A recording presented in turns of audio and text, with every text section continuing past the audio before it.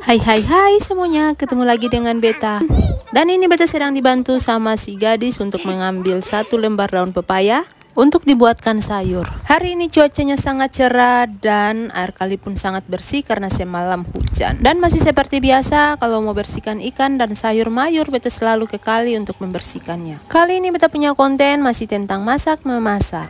Dan masakan hari ini masih tentang masakan rumahan. Beginilah kalau kita hidup di desa, masih bergantung dan memanfaatkan alam di sekitar kita. Jadi untuk sayur mayur, jarang sekali baru Beta beli, karena Beta ambil di kebun atau di pekarangan rumah. Bahkan kalau stoknya sudah habis, Beta bisa ke hutan saja, Beta sudah temukan banyak sayur di sana. Dan sudah pasti teman-teman, sayur yang Beta ambil sayur yang bebas dari pupuk dan bahan kimia yang berbahaya. Di hutan bukan saja sayur mayur yang ada, melainkan kayu bakar dan tumbuhan buah-buah liar yang bisa dimakan yang masih banyak terdapat di dalam hutan. Dan lanjut cerita teman-teman, di sini Beta mau buatkan sayur. Sayur yang Beta masak hari ini adalah sayur jantung pisang yang dicampur dengan daun pepaya. Memang sengaja Beta buatkan sayur ini tujuannya untuk membantu Beta punya produksi ASI agar produksi ASI bisa lebih lancar. Jadi untuk para ibu-ibu yang sedang memberi ASI untuk anaknya, apabila dihadapkan dengan produksi ASI yang kurang bagus, alangkah baiknya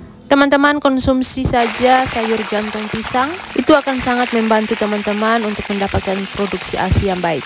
Karena seperti itu teman-teman, Beta punya pengalaman jika Beta punya produksi ASI sudah mulai berkurang, Beta akan makan sayur jantung pisang atau sayur kelor yang dimasak bening. Dan jangan lupa juga untuk makan makanan yang banyak, serta jangan lupa minum air panas, karena itu sangat membantu untuk produksi ASI. Oke, lanjut lagi dimasak-masak. Dan ini teman-teman, langsung Beta goreng ikan. Dan minyak yang Beta pakai adalah minyak sisa dari Beta goreng perbumbuan untuk dibuatkan sambal nanti. Dan lanjut lagi, ini penggorengan yang kedua setelah yang tadi pertama sudah diangkat. Setelah itu dibalik dan kemudian sudah masak lalu diangkat. Kemudian Beta sisihkan sebentar, lanjut di sini Beta mau buatkan sambal. Dan ini adalah perbumbuan untuk pembuatan sambal, ada 3 buah tomat, 3 buah cabai keriting dan 2 bawang putih, 6 buah bawang merah, dan yang terakhir 11 buah cabai rawit. Dan jika sudah di blender halus seperti ini, langsung saja ditumis hingga matang, kemudian sesiming dimasukkan. Ada kaldu bubuk, sedikit garam dan juga sedikit gula pasir. Setelah itu aduk merata dan kemudian koreksi rasa jika sudah pas, saatnya diangkat.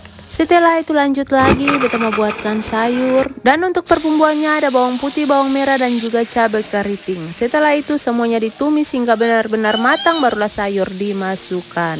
Jadi untuk masakan rumahan seperti ini sangat digemari oleh orang rumah. Meskipun hanya masak dengan bumbu seadanya, tapi rasanya sudah pasti sangat enak dan digemari oleh anak-anak, sehingga mereka tidak akan bosan meskipun sudah dimasak 2 hingga 3 kali.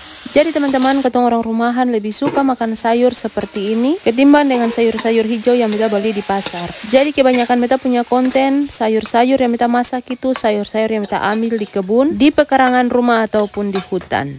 Dan akhirnya sayur jantung pisang, ikan goreng, dan sambal sudah masak. Terima kasih teman-teman sudah setia menonton Beta punya video. Sampai baku dapat lagi. Bye-bye.